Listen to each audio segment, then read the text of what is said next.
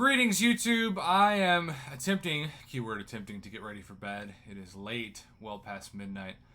And I was going through my line messages, and something for the first time, which is really saying something to me, happened where I was sent a message online from a couple of people from a forum post. Then I checked my email, and the writer of the forum post had emailed me the same link that other people who were not him had messaged me online. So all of this is to say, it's a pretty important forum post, but as many important forum posts go, by the time you are made aware of it, it might be gone. Which is why YouTube videos are great, because they're like time capsules that Kabam can't touch. But for the moment, this forum post still exists, and it's titled, "Does Kabam have a test suite of any kind?" Now, I gotta be honest. I teach multimedia journalism, video production. I teach my students basic video editing skills, reporting in the media. I don't teach them coding. So I don't know a whole lot about coding and feel pretty ignorant to give any follow-up information regarding a post like this. But I can sometimes read and so we can go through this and read it together and talk about its implications.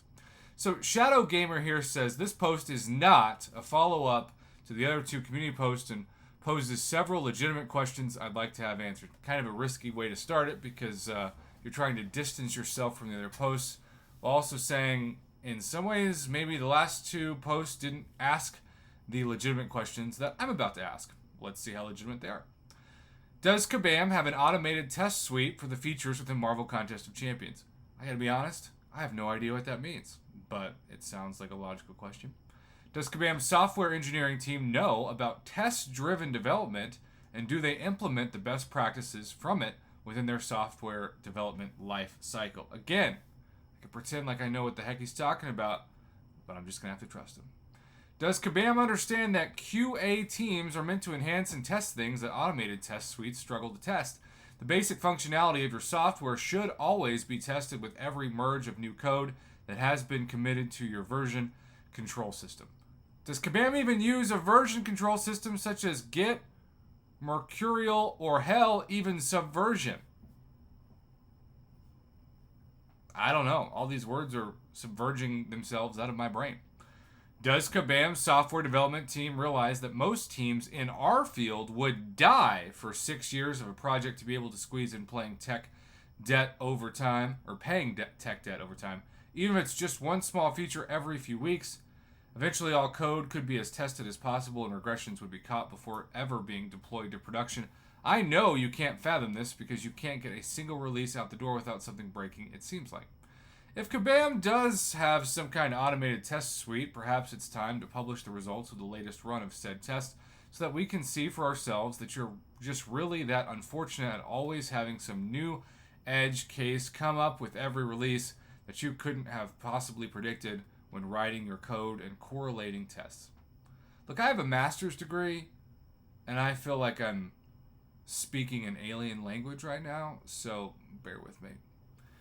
In fact, if Kabam has a test suite, they should easily be able to use a myriad of plugins within the open source software community to share the test coverage of their code base so that we, as a whole community, can rest easier with each upcoming release, knowing that there's at least 80% of the code base to ensure they avoid reintroducing most regressions. I have never seen a coder using coding language take on Kabam so directly. There is a little passive aggressiveness, probably learned it from Kabam Mike, but they sound like legitimate questions. Again, I just have nothing to add since I can't even code a cereal into a bowl half the time or match socks. I've wondered these basic software development best practice questions for a long time, but given the recent reactions to the community letters sent to Kabam by major alliances families where part 1 was closed promptly after a very narcissistic reply, again, Kabam Mike's being alluded to. And then part 2 was not only closed, but fully removed without so much as a reply. I have to wonder even more strongly. How is it that a game that has been around for more than 6 years, which is now undergoing what is probably close to a full rewrite in order to be switched over to a new game engine, so consistently bug-ridden and full of regressions that have been fixed time and time again? How is it possible for a game that has been around for more than 20% of my career, by career I think he means life, over 2 decades of software engineering, okay, so maybe not, maybe it's just a professional career, so poorly written that when the community comes to the table to ask for regular updates, we are proactively shut down in silence, rather than given an empathetic nod and simple one-sentence update if there's nothing new to report at least. I would love to be proven wrong and be demonstrably, okay, maybe I can't read, shown with hard evidence that Kabam does follow industry-wide best practices of software development and has a fully automated test suite with a very large amount of code coverage, but I am more than willing to bet that this thread post is shut down in spite of asking legitimate questions that we deserve answers to. Lastly, I am Shadow X, the leader of a top 20 Alliance Quest alliance for about half a year now, and a player of nearly 6 years myself. I will not sit in the darkness any longer when I know that Kabam can and should do better, but simply lacks the courage to stitch up their deep wounds by paying off their technical debt. Perhaps they simply see a for sale sign in their future when they'll shut down the game for good and run away with all of our Odins in glory, knowing they never had to invest into a fundamentally sound code base because they kept the community quiet for so long. That's a pretty big charge, and yet I still feel like I don't completely understand what he means. I step out of the darkness and encourage Kabam to do the same. Stop hiding your development practices. Stop hiding your code coverage. Start putting your money into your ecosystem. Good life advice for all of us, really. Your software engineer's quality of life, and embrace the support of your community instead of stabbing us in the back, desperately seeking some kind of resolution to this game's constant plague of crappy code. Shadow X, leader of the TVA Alliance, co-founder of the TVA family of alliances. And then he has a Reddit post that's cross-linked. I'm shocked this stayed up long enough to be seen. Very well put together. Can't wait to see Kabam completely ignore it. Kabam, Mike, any comment, or will you predictably just shut the discussion down? Well, stay tuned.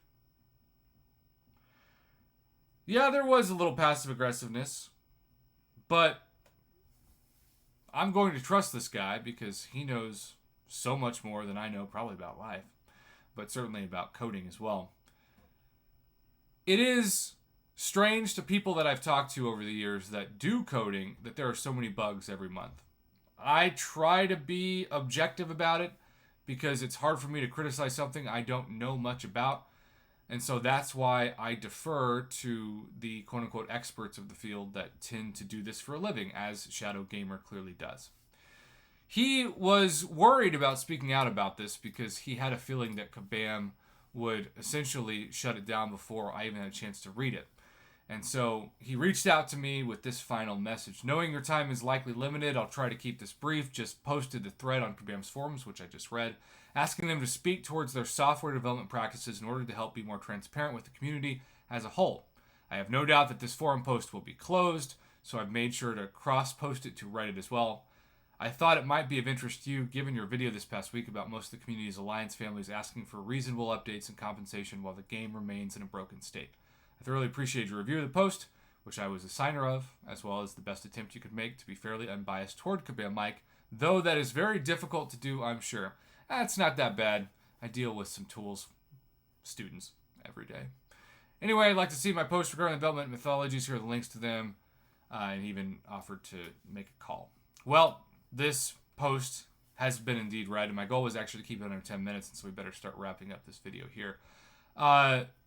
Basically, Kabam does seem to do patchwork when it comes to coding and not test things in a lot of ways. You'd hope that their content creator program would help with that, but maybe not always. We'll see if this forum post even lasts through the night, but it's interesting that a professional coder took them on and was so upfront about the reasons why he thinks that they are struggling to actually fix the game. Thank you, Shadow Gamer, for reaching out to me. I'm always honored to hear from members of the community and for being so professional as well.